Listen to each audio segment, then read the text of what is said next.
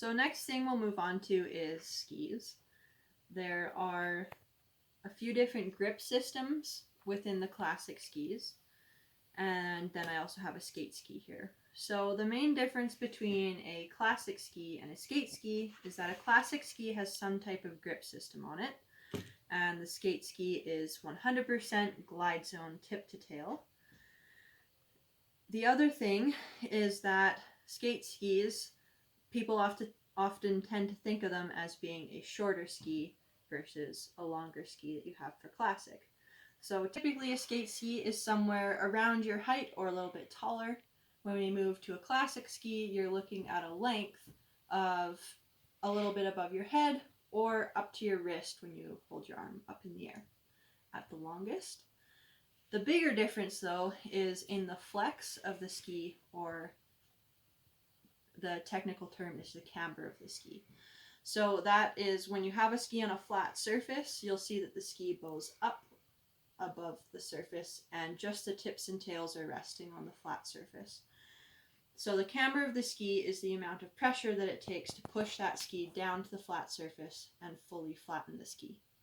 So a skate ski has higher camber than a classic ski within that shorter length of ski. Those are the biggest differences. If you're looking to get more technical than that, you're going to have to look at what's inside your ski. So your core. And when you get into that, there's many different types of cores. The softest core is a wood core. And from there we go up into synthetic foams and papers and wood fibers that are manufactured to have a better stiffness than just a natural grained wood. And we also now have fancy materials like carbon fiber that give us a lot more stiffness in a much shorter ski. So let's take this skate ski away here and we'll just focus on the grip zones of our classic skis for now. So if we take a look at this waxable ski, we can see that there's kind of a rough patch here. This ski's been skied on and used quite a bit. And the reason this patch is rough is because it doesn't have any wax on it right now, but it has been sanded so that the wax will adhere to the base more readily. And that's only sanded within the grip zone. So this is something any ski shop can test for. Typically you have a press and you use about half the skier's weight, depending on their technique and ability. And when you're standing evenly on both feet, the grip zone is the section of the ski that's not touching the snow. When that same skier stands with all their weight on one foot, then you're looking to have this base fully or almost fully compressed to the snow so that your wax is hitting the snow and you'll get lots of grip, but also lots of glide. And for that reason, a well-waxed ski is the nicest ski you're going to have. Granted, waxing can be a little tricky, takes some practice, but it's definitely something that you can have fun with. The other ski that's most common is what we call a fish scale or a crown ski. And that has this textured section underneath the grip zone of the ski. These are really good. They're low maintenance. A lot of people call them waxless skis. No ski is truly waxless. They've tried it and it really hasn't worked. These skis still need a glide wax, so tip and tail, and often some type of wax, usually a wipe-on, to just keep this grip zone from sticking up when you get that really good snowman snow around zero. These skis are good if you want low maintenance. They're a really good weekend warrior type of ski. You can ski them to a higher degree. The downside to them is that eventually they do wear out. The harder you ski them, eventually this crown will start to wear down and not catch the snow as well when you step on your ski. They can be very loud, especially when the trails are icy. You have a lot of drag because this crown is permanent. It needs to be able to press into the snow, but when you're standing on both feet, there's still going to be some drag, especially if there's some bumps in the track or sharper ice crystals. With that in mind, the next kind of happy medium ski that we have is a skin ski. Now they're not quite the old-fashioned skins that everyone thought were a bother. You don't take them on, take them off. They're inlaid into the base. So the base is routed out around here, and then an adhesive is put on, and these are fully replaceable. Typically 1 to 3 years you get a replacement, and the ski shop can do that for you. Any ski store.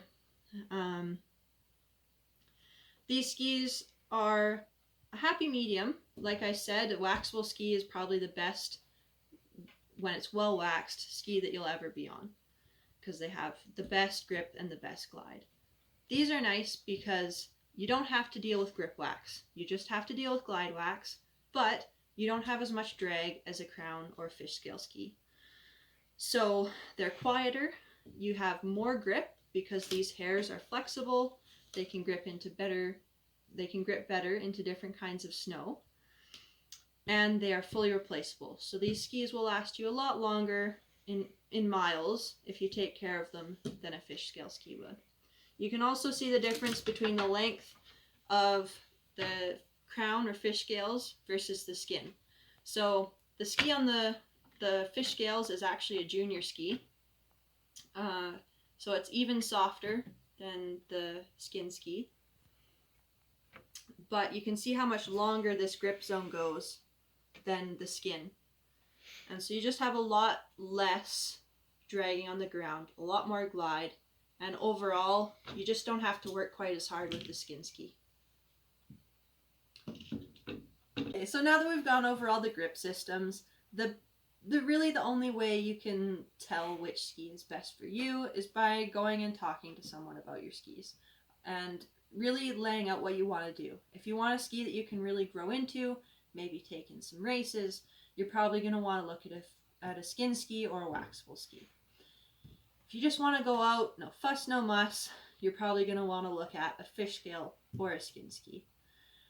Either way, they all have their pros and cons, but really you just have to figure out what's going to work best for you.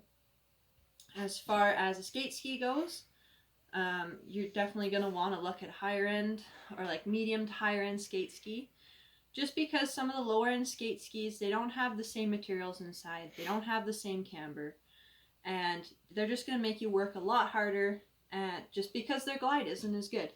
Their camber isn't as good, so you don't glide as far. You have to take more steps in a ski, and it's definitely just a ski you can grow into with skate skiing is typically the better option.